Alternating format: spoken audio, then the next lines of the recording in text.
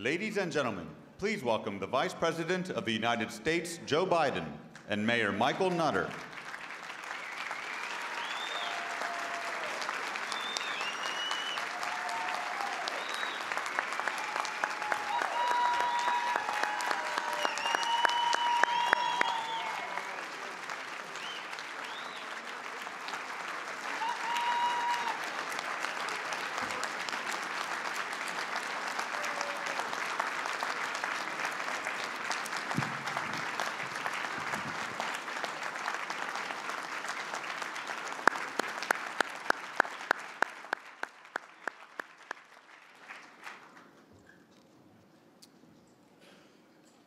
Mayors and ladies and gentlemen, it is, of course, my distinct honor and pleasure to have the opportunity to introduce our good friend and my good friend, Vice President Joe Biden. Throughout his career as a public servant, Vice President Biden has championed issues that are critical to the prosperity and growth of America's cities, and he has engaged directly with the U.S. Conference of Mayors on a regular basis. During our annual meeting this past June in Orlando, Vice President Biden pledged that the Obama administration would make sure that future infrastructure investments are more targeted to local areas. In November of last year, the Vice President hosted our leadership in the White House to discuss the fiscal cliff and the concerns of mayors regarding both investment programs and tax-exempt financing. Whenever there is a major issue that demands attention, again and again and again, Vice President Joe Biden has shown the leadership and courage needed to help move our nation in the right direction. And that is why I was certainly very heartened when President Obama asked Vice President Biden to lead a special task force to develop responses to the tragedy at not only Sandy Hook Elementary School, but the daily tragedies we see all across America. The nation's mayors and Vice President Biden have stood together for many, many years in support of public safety. After all, it was then Senator Joe Biden who championed the crime bill, which established the COPS program and included the ban on assault weapons and large-capacity magazines, which Congress unfortunately allowed to expire. Yesterday, I was certainly personally very proud to be in the White House as President Obama and Vice President Biden unveiled a strong, comprehensive package of legislative and regulatory reforms needed to respond to the ongoing gun violence in America's cities and suburbs. Every day, America's mayors see the carnage caused by illegal guns and assault weapons that have no place on our nation's streets. Working with President Obama, Vice President Biden, and the Congress, we will make sure that the changes that are needed to protect our children are made. Ladies and gentlemen of the U.S. Conference of Mayors, please join me in welcoming back our great friend, Vice President Joe Biden.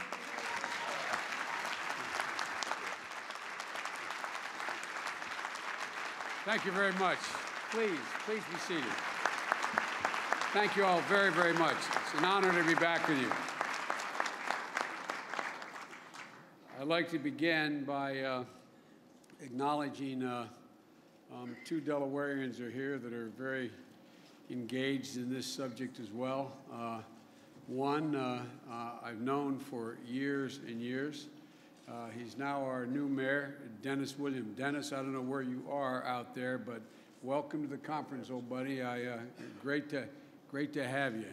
And Dennis and I go back to the days when we were writing the crime bill, when Dennis was a police officer in the city of Wilmington. And I also, the chief law enforcement of Delaware is here, who I've known even longer. We share the same last name. The Attorney General of the state of Delaware, my son, Bo. And I do whatever he says because he has the power to indict. But all kidding aside, I'm proud of my home state, if you forgive, as we used to say in the Senate, a point of personal privilege, the progress they're making and the efforts they're making under the leadership of Jack Markell, our governor, on the very subject you talked about. And I say to Mayor William Dennis, you'll forgive me if occasionally I'm so used to referring to the mayor of Philadelphia as my mayor because I spend about half my life in Philadelphia.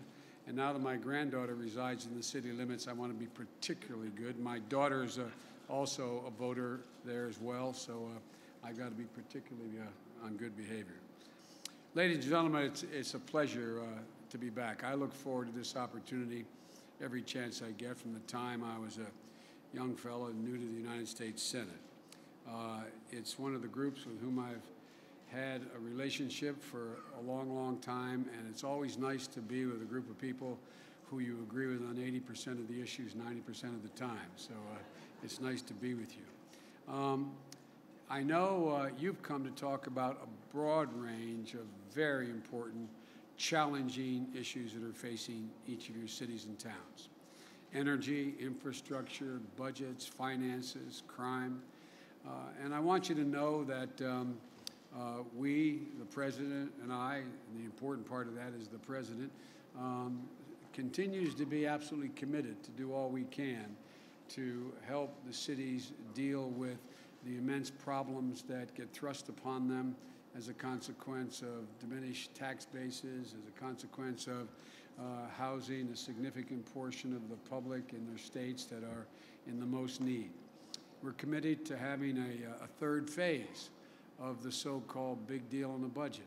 We're of the view that just as it took during the Clinton administration, it didn't happen in one fell swoop to get our economy in great shape and move toward a balanced budget. It started off, it was three phases. It started off with President Bush's actions, the first President Bush in terms of taxation before President Clinton took office, then the actions the President took in '94 and then in '97. Well, we think there's a third phase here that can set our country on a path that will allow us to get our debt to GDP, our deficit to GDP down around 3%, which is the basis of which all economists, left, right, and center agree are the areas in which we really can begin to grow as a country. And as my grandfather used to say, with the grace of God and goodwill of the neighbors, cooler heads will prevail between now and the time we deal with the debt ceiling, that we may very well be able to meet the goal which we set out to do, which is to have roughly a $4 trillion cut over 10 years in the long-term deficit and to put us on that path. But I didn't come here to talk about any of those important subjects today because as important as they all are, today we have a more urgent and immediate call. And that is how to deal with the epidemic of gun violence in America. You all know the statistics better than anyone, so I'm not going to repeat them. On that score, I might add, I owe an incredible debt of gratitude to many of you at the head table, as well as those of you in the room. I know we don't have absolute unanimity in this ballroom, nor do we in any ballroom. But we all know, everyone acknowledges, we have to do something. We have to act. And I hope we all agree there's a need to respond to the carnage on our streets and in our schools. I hope we all agree that mass shootings like the ones that we witnessed in Newtown 34 days ago cannot continue to be tolerated. That tragedy in all my years in public life, I think, has affected the public psyche in a way that I've never seen before. The image of first graders, not only shot, but riddled with bullets. Parents in the streets panicking, trying to find out if the child they put on the bus in the morning had any prospect of getting back on that bus and going home that afternoon. For 20 of those parents, the answer was no. And I believe, as I'm sure you do, that we have an obligation to respond intelligently and to that crisis. And I know many of you feel the same way. I've had the occasion to talk to a number of you, and I wanted to start by thanking all of you, including Mayor Bloomberg, who is not here today, who I spoke to on the phone before he called me. Thank you for your input and your insight. Again, not all agree on what should be done, but you have obviously, probably more than any group of elected officials, thought about this issue more intently and longer. You've done a great deal of work on this, all of you who deal with the issue every day.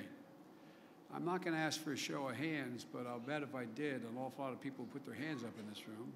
If I were to say, how many of you mayors have had to attend a funeral of a police officer or an innocent child in a drive-by shooting, or a shop owner in your city?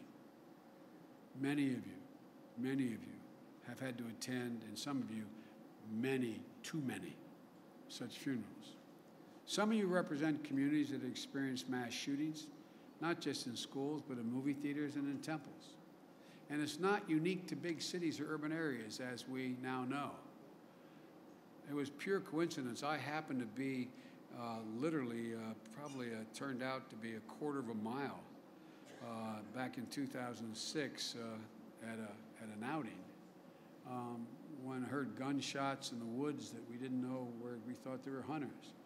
As I got back to the clubhouse of this outing and saw helicopters, it was a shooting that had just taken place in a small a small Amish school just outside of Lancaster, Pennsylvania.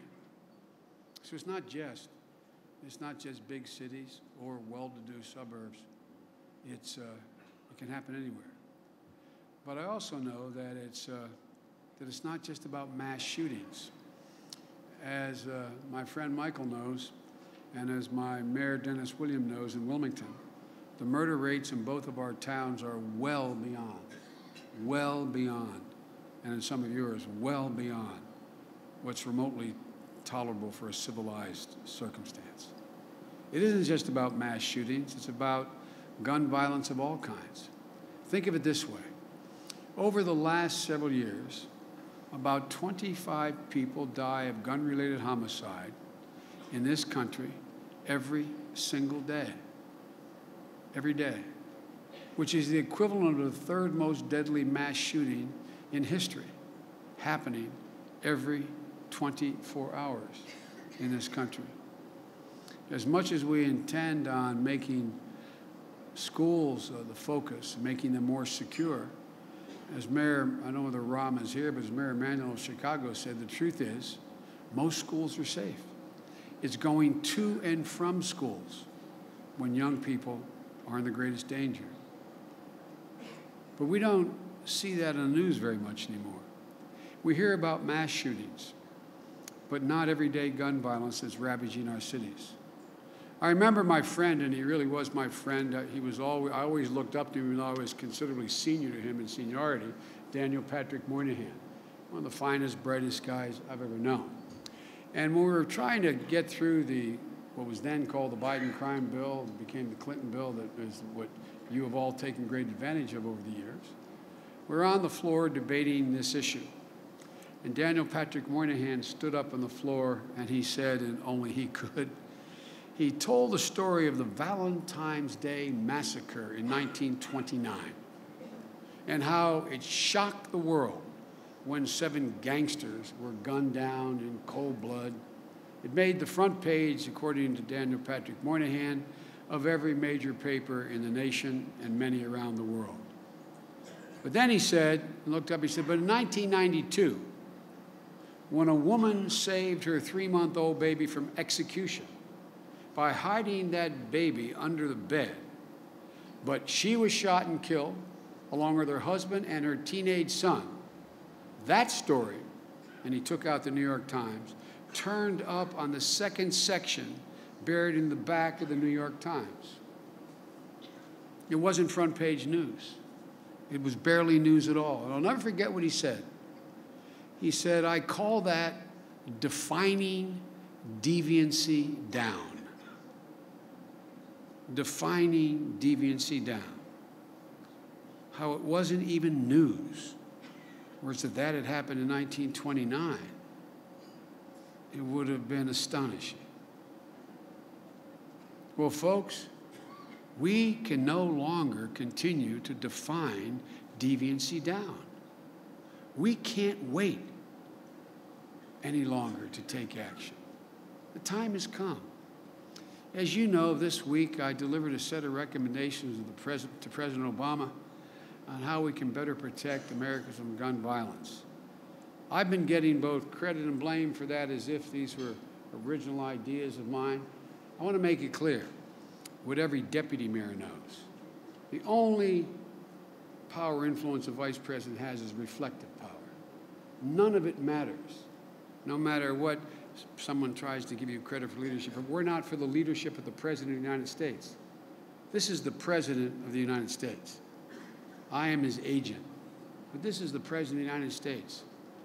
And he asked me to go back because I know because of my years of experience in the Judiciary Committee and dealing with these issues. He asked me to go back and do as quick a survey as I could, as thorough as I could in a short time frame, and present him with a set of recommendations. I had the incredible help of some really first-rate cabinet members, starting with our Attorney General, our Secretary of Education, our Secretary of Homeland Security, our Secretary of Health and Human Services, Kathleen Sebelius.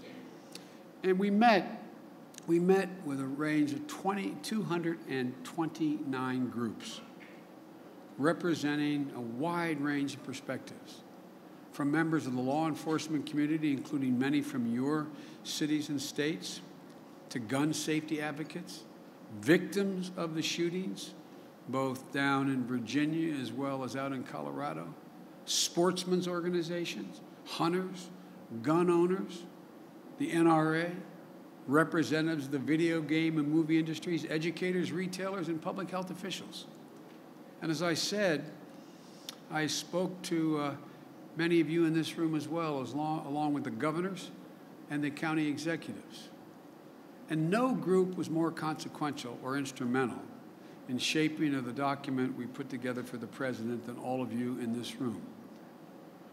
Through those conversations with you and other stakeholders, after literally hundreds of hours of work and research done by experts at the Justice Department, the Department of Homeland Security, and elsewhere, after reviewing just about every idea that had been written up only to gather dust on the shelf of some agency in government, a set of principles emerged that there was not universal agreement on, but overwhelming consensus on.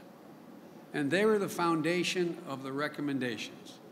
If you'll permit me about another 10 to 12 minutes, I want to lay out to you what they are from the perspective of the President and me. The first foundational principle is there is a Second Amendment.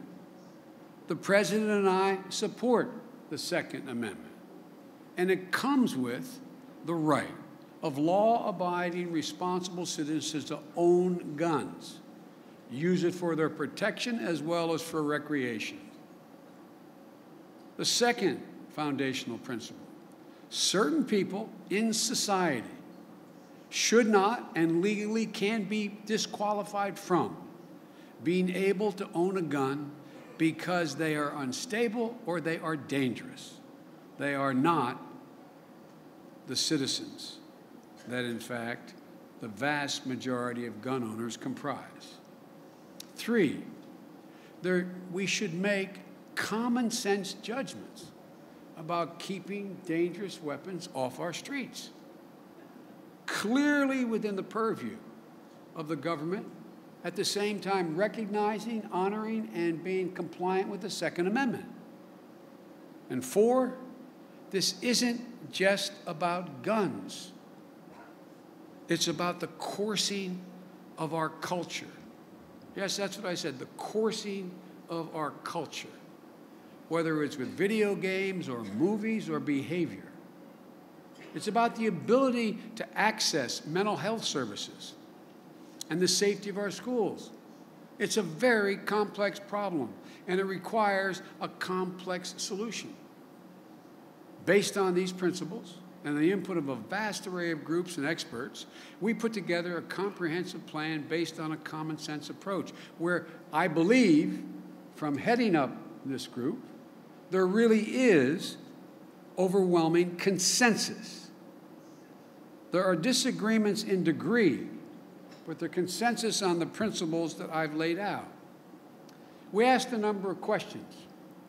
And by the way, we recognize how different all our states and cities are, how different the gun culture is, a healthy gun culture, in rural America than in urban America, how different the gun culture is in states which are overwhelming. My little state of Delaware, most of you probably won't realize it.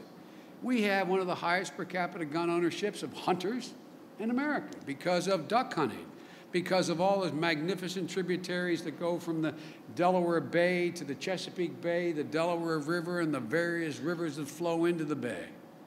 It's a paradise for hunters. It's a big business as well as an institutional. It is cultural. I remember a woman named Miss Ann Messick from down in Kenton, Delaware. One of the reasons I got elected as a 29-year-old kid to the Senate. Saying, now, Joey, talk at me like this, and Dennis may remember Miss Ann Messick.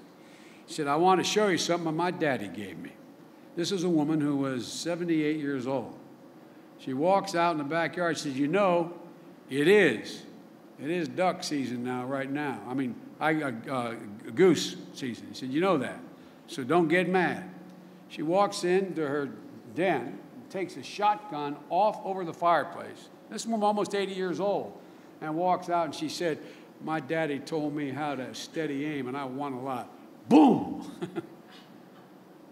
Now, if you did that in, in the Upper East Side of, Manhattan, you got a problem.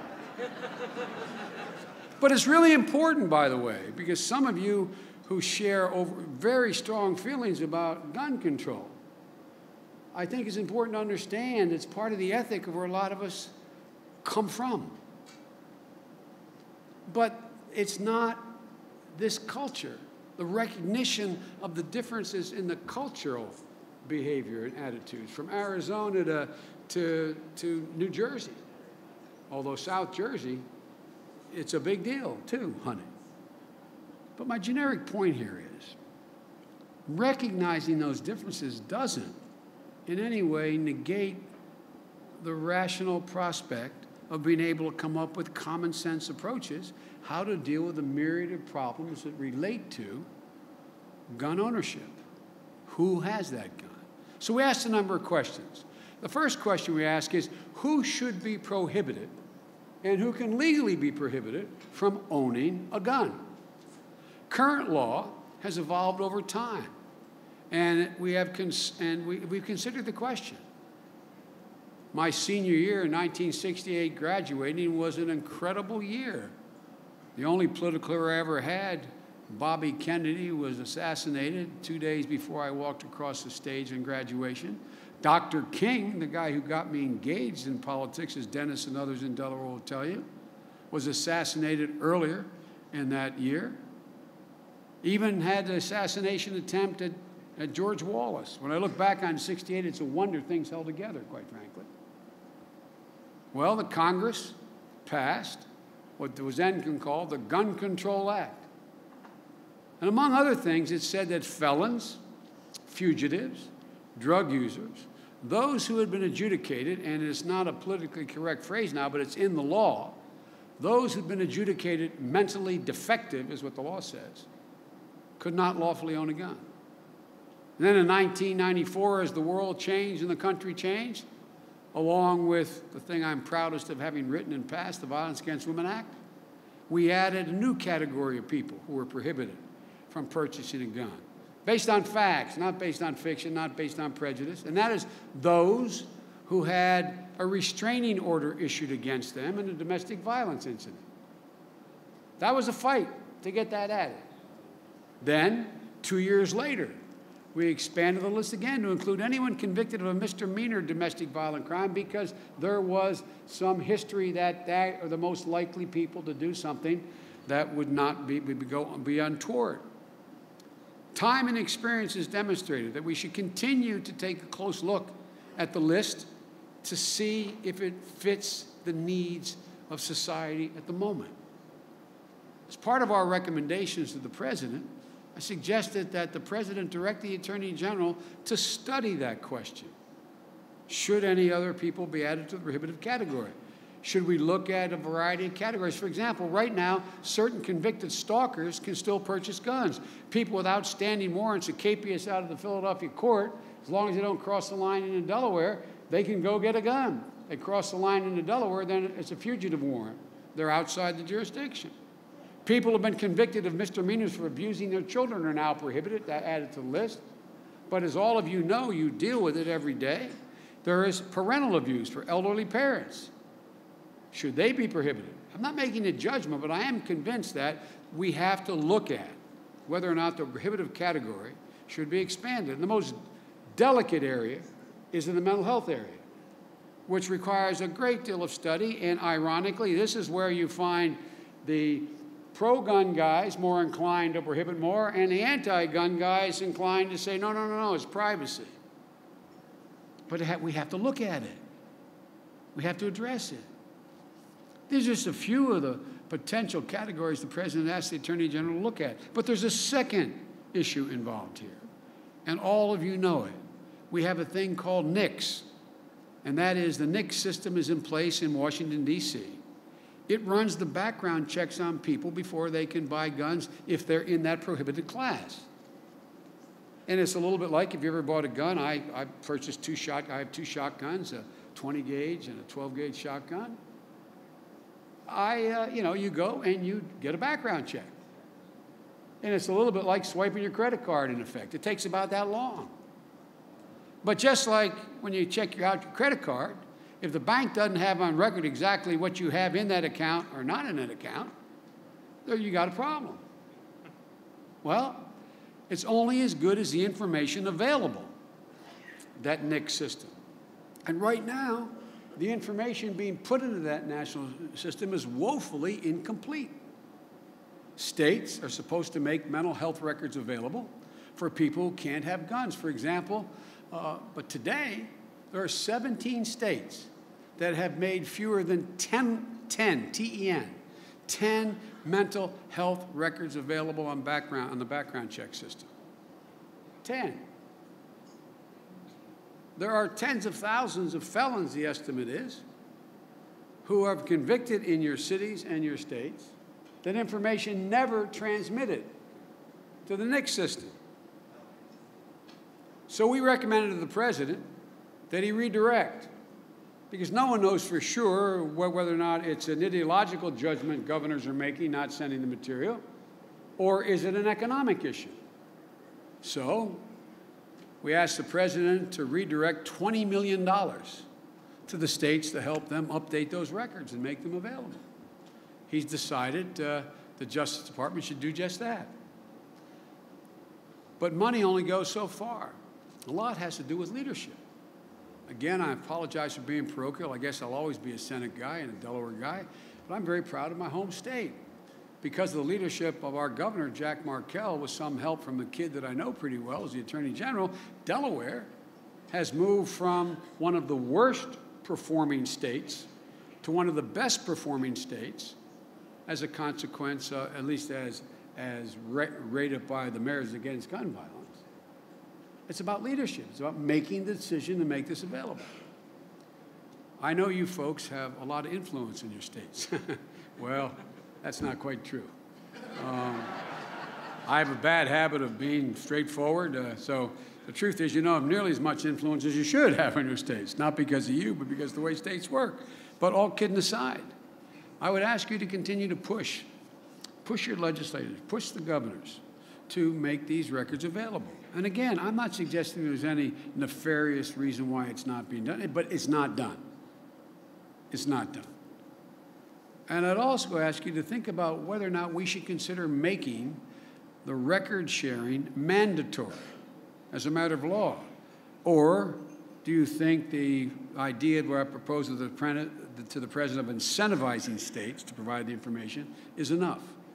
We'd like to hear from you on that.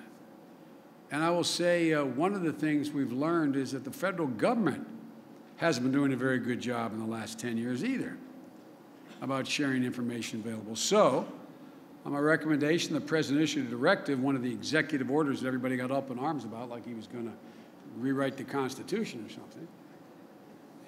One of the executive orders, he directed every federal agency to make sure that we, the federal government, live up to our end of the bargain to share all relevant information within the lawful possession of the federal government to that system if it contained people who should be disqualified as a matter of law. But once you figure out all those pieces, there's still another broader point, that a system that identifies people who should not only can't as a matter of law, but should not possess guns, only works if it actually prohibits those people from purchasing those guns. And so that's why we need, and I've recommended to the President, universal background checks. Studies show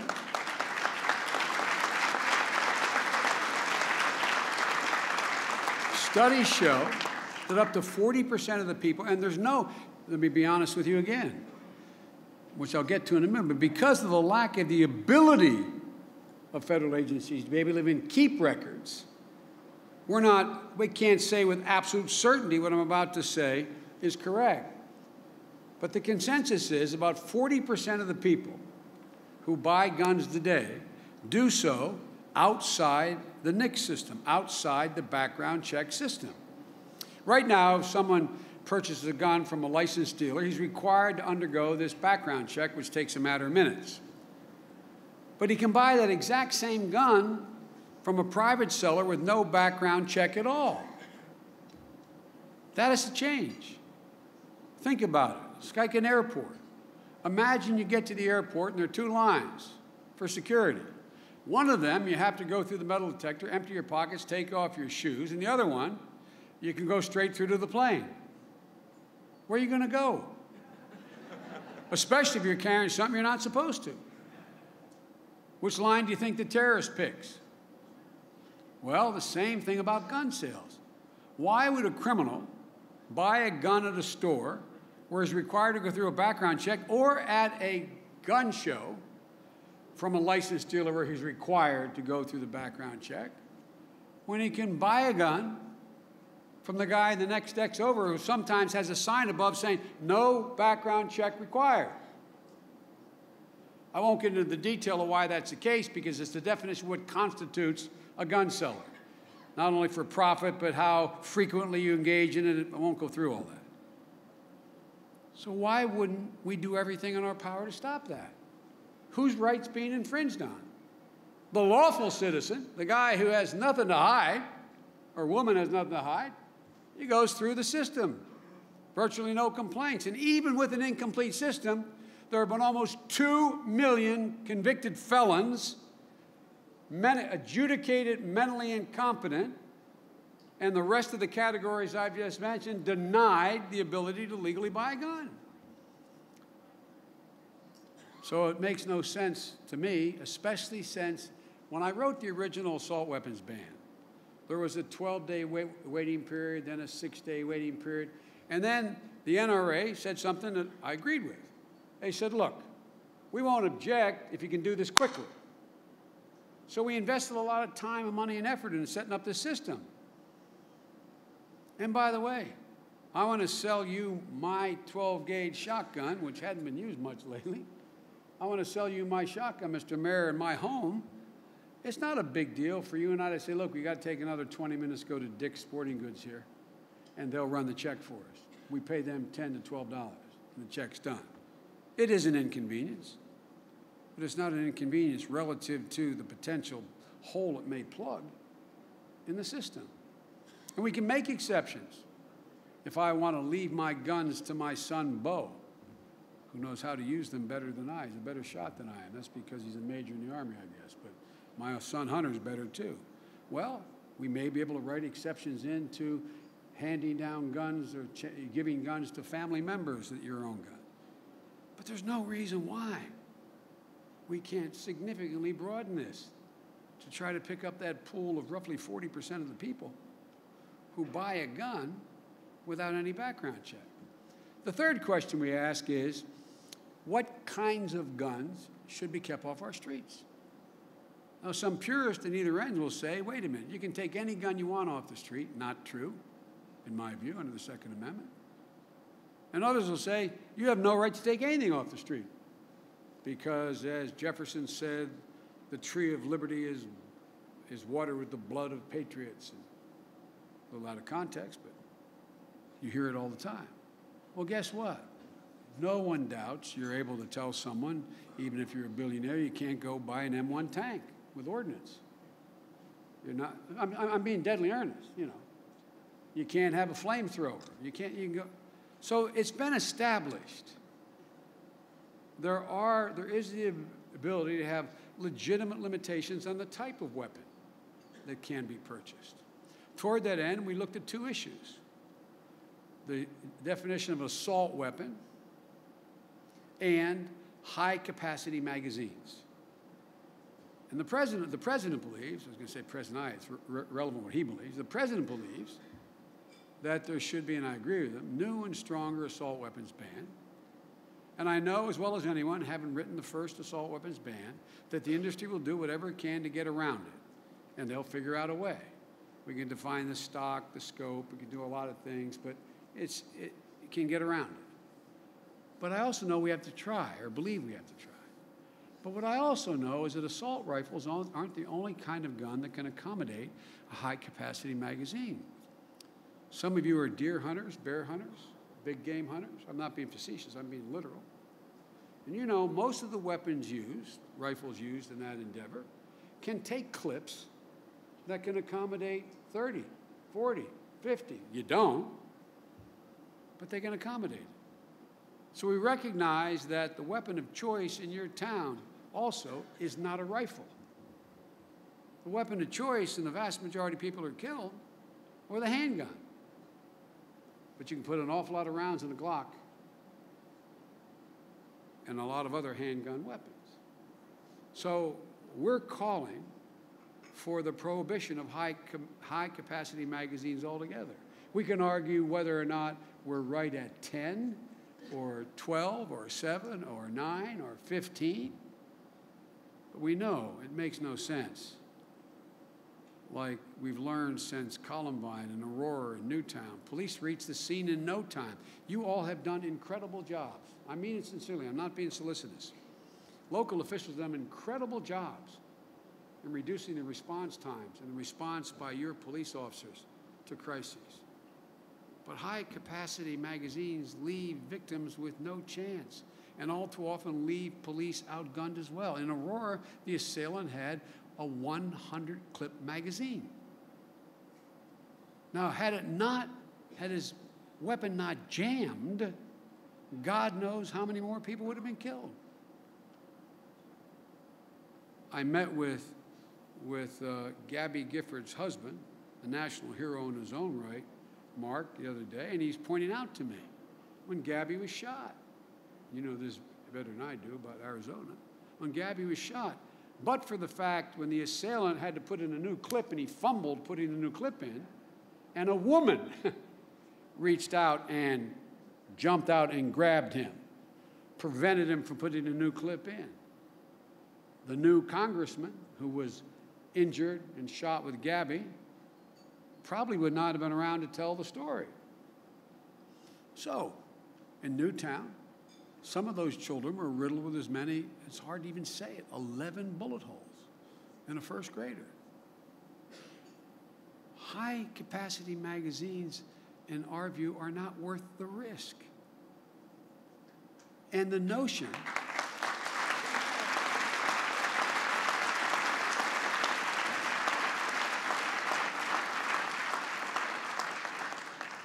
high-capacity magazines don't have a practical sporting purpose or hunting purpose. As one hunter told me, if you got 12 rounds, it means you've already missed the deer 11 times. You should pack the sucker in at that point. You don't deserve to have a gun, period, if you're that bad. But seriously, think about it. Now, you'll hear, those of you who will agree with me, say, be prepared to say, well, look, for sporting at gun ranges, it makes sense. Well, I don't know why we can't say that you know, those weapons should be kept at the range, if that's what they're for. I mean, decide, not pass a law, but make that judgment independently without in any way impacting on your sporting enjoyment. The next question we ask is, how do we make our streets and schools safer? with regard to our streets, I believe, and the President believes, that cops make a difference. I remember when I first wrote the cops bill, 100,000 Cop Street, I was told we've tried that before. We never tried that before. We never tried that before. And since, I should be clapping for you all, because it passed and you made it work. You made community policing work. Crime and violent crime went down because of you, the way you employed those additional police officers. That's why it went down. That's why it happened. And we still think, particularly in these economic difficult times for you all in municipalities, we want to provide state and local governments with the resources they need to keep cops on the street, even during hard economic times. And by the way, some of you smiled at me when Michael said, and Joe's going to make sure that these programs go, they go directly to the cities. And I went like that. Well, I tried that with the Recovery Act, and it didn't work. But I tried it with cops, and it worked. Cops, it works. That's how it should work. But here's the deal. If you don't think you should find yourself in a position of having to cut funding for law enforcement in order to pay for some other essential service, we think that you would agree with us that we're going to come back at it again, and we've gone through OMB. We're going to push again for another $4 billion in grants for the COPS program. Now, it's important. But here's the deal. Thank you. I don't want anybody confusing that with the argument that every school in America should have armed guards and armed teachers and armed principals and the like. In the original COPS bill, as we wrote it, there was a provision for school resource officers. Now, I admit to you, when I wrote it in the first time, I wasn't thinking of mass shootings. But what I was thinking about was the same principle as community policing. The reason why community policing works is you get your local law enforcement officers acquainted with and accommodated in the neighborhood where they build trust.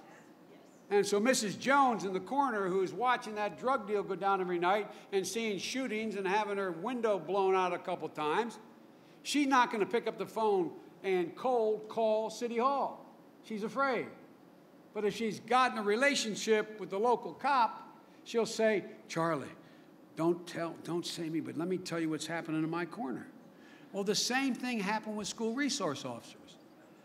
Because what happens is they stand in a school, armed or unarmed, uniformed, and guess what? The kids get to know them, and they think it's cool talking to them, and it's like talking to your coach.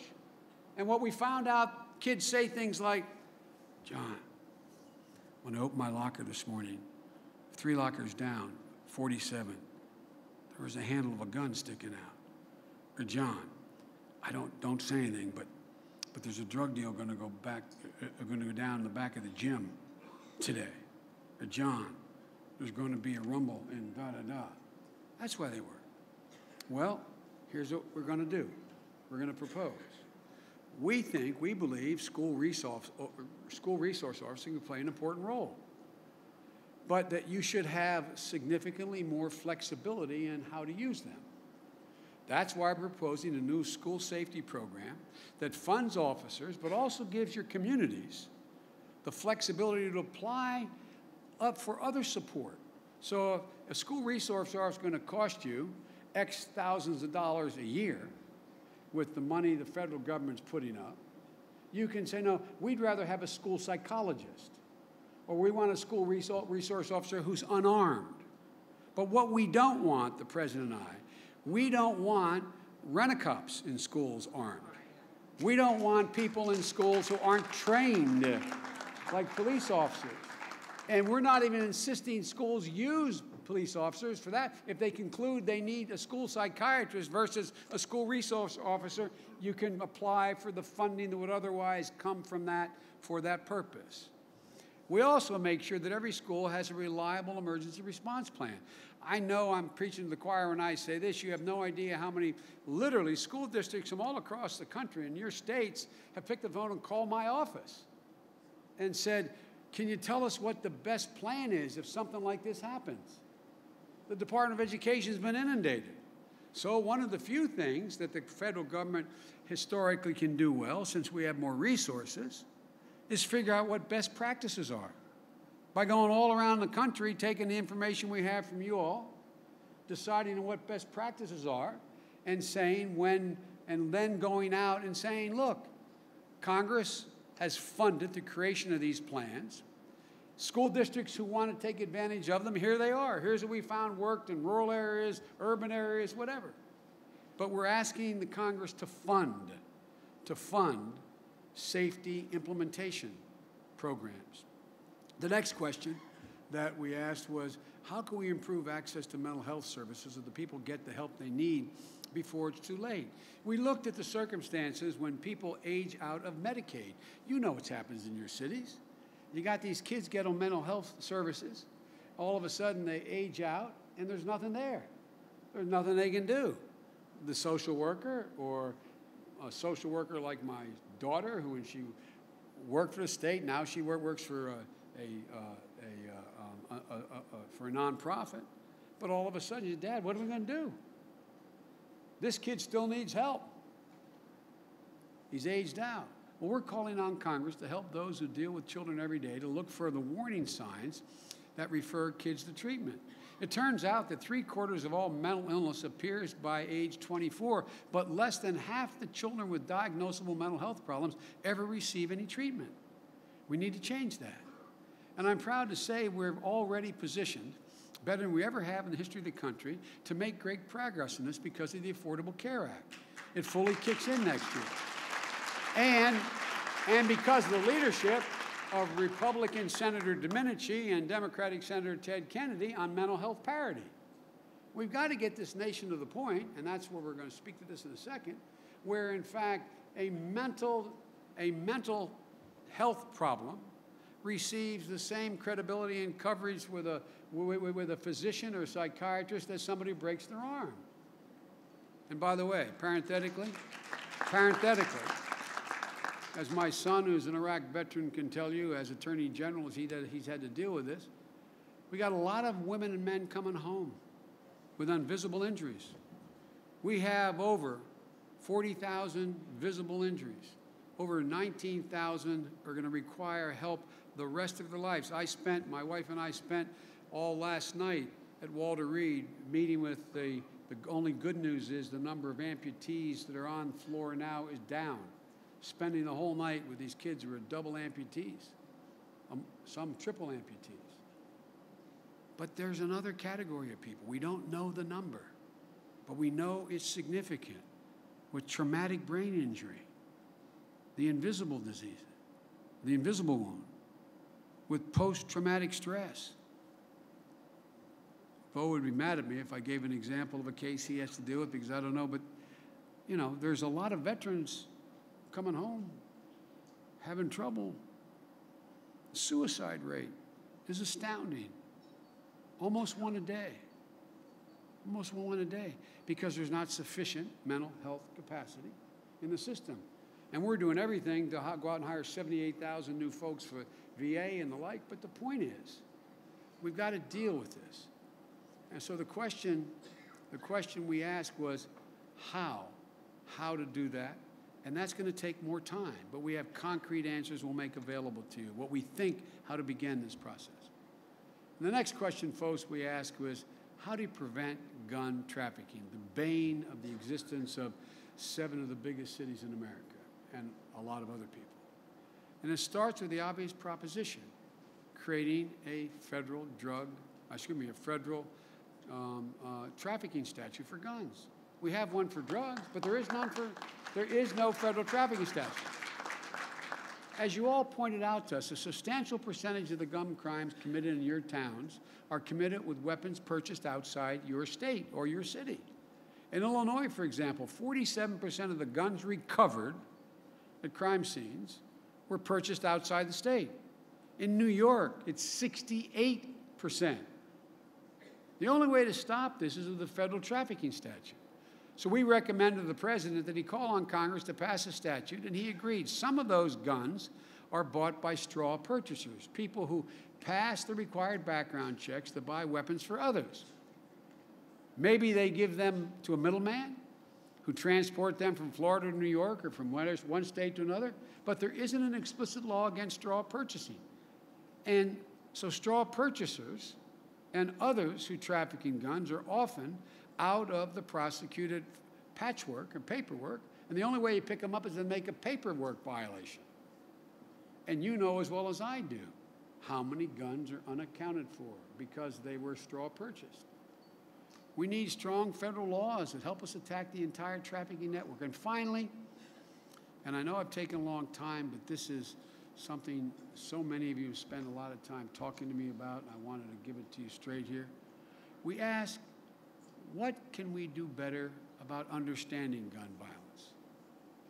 As some of you know, when the crime bill I authored in '94 expired including the assault weapons ban in 2004, one of the things we were able to do back then, in '94, was write legislation that allowed us to gather a considerable amount of information.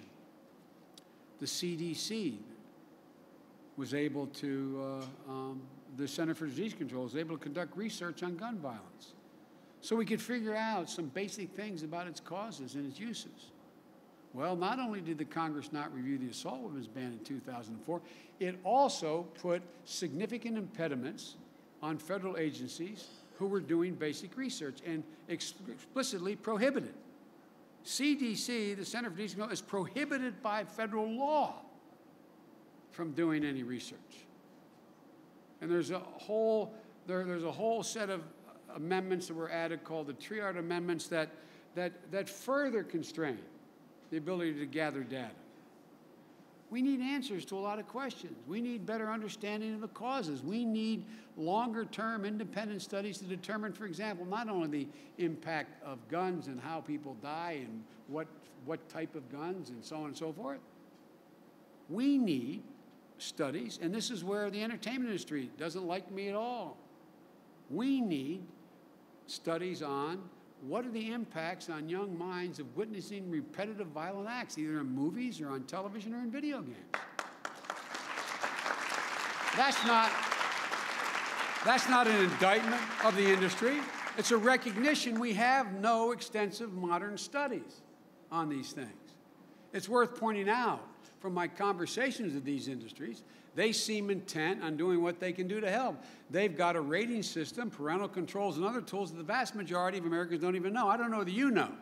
If you have Infinity, you can go on, if your grandchild or child watches those early morning cartoons on Saturday that have excessive violence in them, they're just cartoons, right? You can actually program your television to take out extreme violence, moderate violence, violence. You can do it now. 90% of the parents, I don't think, have any idea of that. So one of the things I said is they should be going on a major advertising campaign to let people know.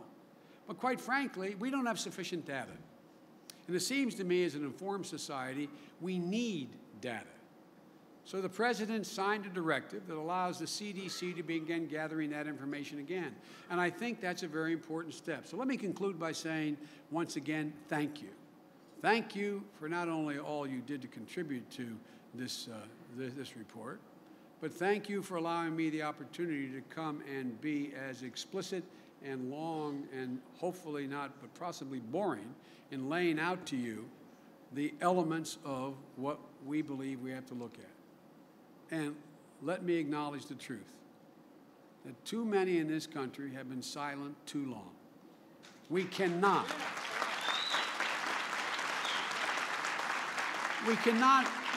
be silent any longer. Those 20 beautiful children who lost their lives in Newtown are no longer able to speak for themselves. We have to speak for them. 900 people who lost their lives on the city streets of your cities to gun violence since Newtown 33 days ago, 4 now I guess it is, are not able to speak for themselves. We got to speak for them. Those more than 9,000 lives lost to gun violence in our city each year are no longer able to speak for themselves. Somebody's got to speak for them. And there's some who say, the most powerful voice in this debate belongs to the gun lobbies and those who demand the stop to these common sense approaches to save lives. I think they're wrong. This time will not be like times that have come before. Newtown has shocked the nation. The carnage on our streets is no longer able to be ignored. We're going to take this fight to the halls of Congress. We're going to take it beyond that. We're going to take it to the American people. We're going to go around the country making our case, and we're going to let the voices of the American people be heard. And we will be criticized because people say if we're spending that much energy, we're not spending enough energy on immigration. We're not spending enough energy on the fiscal problem. We're not spending. Look, folks, presidents don't get to choose what they deal with. They deal with what is before them and then what they'd like to long term. All these things interrelate. I once asked former Mayor Daley of Chicago, I said back in the early 90s, I said, Mayor, if there's anything I could do for you, what would you do? He said, get rid of the drug problem. It would transform the economy of my city overnight. Well, gun violence falls in a similar category. If we speak for those who we lost, if we speak for our children and our families, if we have the courage to do what we know is the right thing to do, then we'll have the most powerful voice. And we, you, our citizens, will change the nation. I've been in this fight a long time. I have no illusions about the fight that's in front of us. I have no illusions about distortions that will come from all sides. But I know full well the political obstacles that will be thrown up against us are not impenetrable. I have no illusions about how hard it's going to be, but I know this. We have no choice. We will not be able to look our kids and our grandkids in the eye if we don't use every energy, every bit of energy, every fiber in our being to try to keep them safer. Will not be worthy of the generation that's going to grow up now without those 20 innocent kids and those thousands of people already lost. Will not be able to stop every act of senseless gun violence or any other kind of violence. We know that in the future. But that's no excuse to do nothing. That is not an excuse to do nothing. As the president said, if we can save even one life, it's worth it. I believe together we can save a whole lot more lives than that. And I think we can begin again, not because of guns alone, but I think we can begin an endeavor that stops the coursing of American culture and society. I think we can begin to turn this around. It's not all because of guns. It's a lot of other things. But maybe what happened in Newtown is a call to action about more than just gun violence, about civility in our society. I thank you all. You all are in the front lines. May God bless you, and may God bless the memory of the victims of Newtown and all those others who've fallen as a consequence of this senseless violence. And thank you for your time.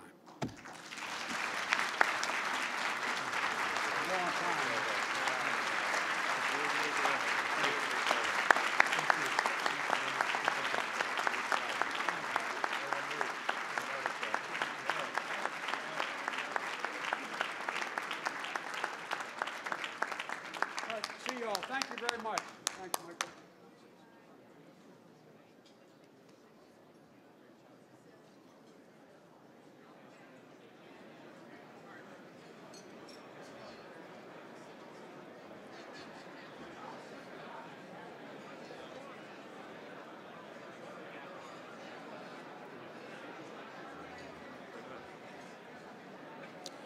That concludes lunch, and we still have the rest of the activities in your daily schedule. Thank you so much.